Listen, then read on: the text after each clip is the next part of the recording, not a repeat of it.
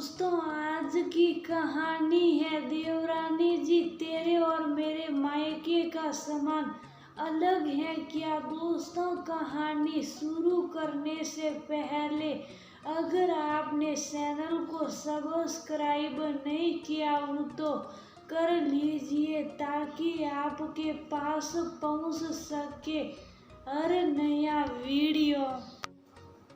निया का मन आज सुबह से ही बहुत परेशान है। उसकी आंखों से झरझर आंसू बह रहे हैं।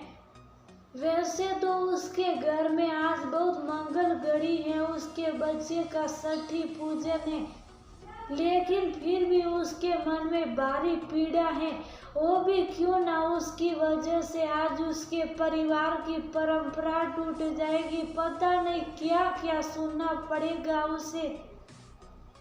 निया के परिवार की ये परंपरा है कि जब किसी बच्चे की छठी पूजा होती है तो उसके ननिहाल से कपड़े आते हैं, क्योंकि ये एक बड़ा शगुन होता है जिससे बच्चे को ददियाल के साथ साथ ननिहाल का भी आशीर्वाद मिलता है। इसलिए छठी पूजा में माँ और बच्चा दोनों को ही वहीं के कपड़े पहनने होते। लेकिन निया के घर से न तो अभी तक कोई आया था, न ही किसी के आने का कुछ पता था। हर माँ यही चाहती है कि उसकी संतान के शुभ कार्यों में सब कुछ रीति रिवाज के अनुसार ही हो, लेकिन क्या करे, एक तो निया के मायके वाले इतने सपन भी नहीं थे, ऊपर से ये मौसम खराब हो गया कि वो लोग चाह कर भी नहीं आ पा रहे थे। निया भी जानती थी कि उसके घर से इतना खास तो कुछ नहीं आएगा,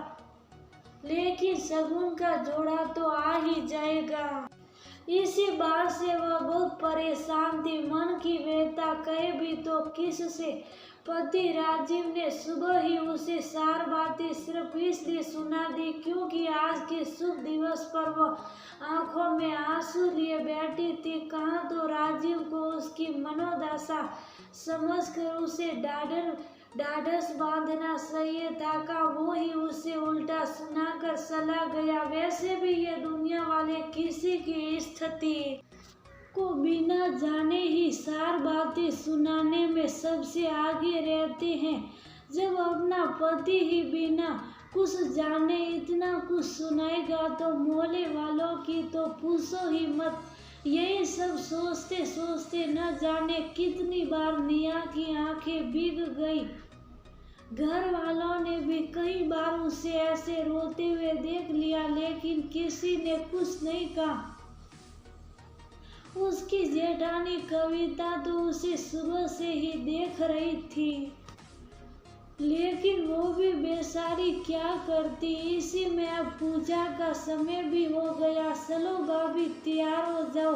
निया की ननद भावना ने आकर निया को कहा दीदी होती हुई आंखों के आंसू छुपाते हुए। निया ने कहा ठीक है भाभी बोलकर भावना कमरे से चली गई। निया ने सोचा शादी का जोड़ा जो कि ज्यादातर पूजाओं में पहनती हूँ यही पहन लेती हूँ। वो अलमारी से जोड़ा निकाली रही होती है कि उसकी जेठानी कविता हाथ में एक बैग लिए आती है। चलो नियाओ मैं तुम्हें तैयार कर देती हूँ। हाँ भाभी बस ये जोड़ा निकलवा दो, तुम उसे छोड़ो यहाँ आओ, मेरे पास तुम्हें पहनाने के लिए जोड़ा है, तुम जल्दी से यही साड़ी पहनो।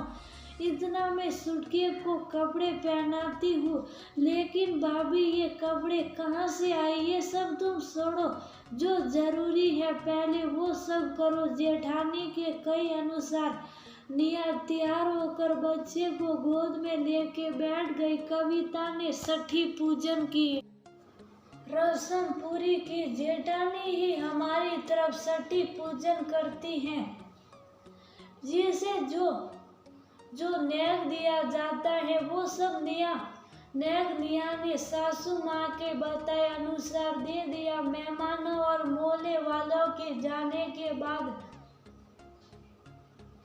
निया ने अपनी जेठानी को बुलाया और पूछा भाभी अब तो बता दो ये कपड़े किसने भिजवाए हैं। कम से कम मैं उसका शुक्रिया तो अदा कर दूं जिसकी वजह से मेरे मायके का मान, मेरे बच्चे का शगुन पूरा हो गया। कहीं भाभी माँ जी तो ये सब नहीं लेकर आई? अरे नहीं नेहा बहू, मैं ये सब नहीं लेकर आई। अंदर आते हुए नेहा की सासू माँ ने नेहा से कहा, तो फिर माँ जी कहाँ से आया ये सब? बहू हमें तो बस इतना ही पता है कि ये सब बच्चे के ननियाल से आया है। लेकिन माँ जी जब मेरे मायके से कोई आया ही नहीं तो ये शगुन का सामान कौन लाएगा? बस तुम्हारा मायका ही इस बच्चे का ननियाल है क्या नेहा? बाकी कहीं और इसका ननियाल नहीं है क्या? कविता बोली। नेहा बहू ये सब सामान कविता के मायके से आया है, वो भी तो इस बच्चे के नाना नानी ही है क्या? भाभी ये सब सामान आपने अपने मायके से मंगवाया है? हाँ पगली, हाँ वहीं से आया है ये सब सामान। लेकिन तू एक बात बता, क्या मेरा मायका तेरा मायका नहीं है? तेरे और मेरे मायके का सामान अलग अलग है क्या? दीदी आप कितने अच्छे हो। आंसू से भरी आंखें सुपाते हुए नेहा ने कहा, इसमें कोई अच्छाई नहीं है पगली, ये तो एक बहुत बड़ी बहन का फर्ज था कि वह अपनी छोटी बहन सब्रुख देवरानी के दुख को कम करे, जो सुबह से तेरी आंखों से आंसू बनकर बह रहा था। लेकिन भाभी आपको कैसे पता कि मैं इस वजह से दुखी थी पगली? 3 साल से तेरे साथ रह रही हूँ, इतना तो तुझे जानती ही हूँ। वैसे भी कोई माँ अपने बच्चे के शुभ काम में कभी नहीं रोना चाहती, लेकिन उसके मायके का अपमान हो वो ये भी नहीं चाहती। इसलिए मैंने माँ को फोन करके इस शगुन के सामान को बोल दिया। सलम सू को अब तो घर की परंपरा भी बस गई, बच्चे का शगुन भी हो गया और तेरे मायके का मान भी रह गया। सच में भाभी मैं बहुत भाग्यशाली हूँ जो आप जैसी जेठानी मुझे मिली।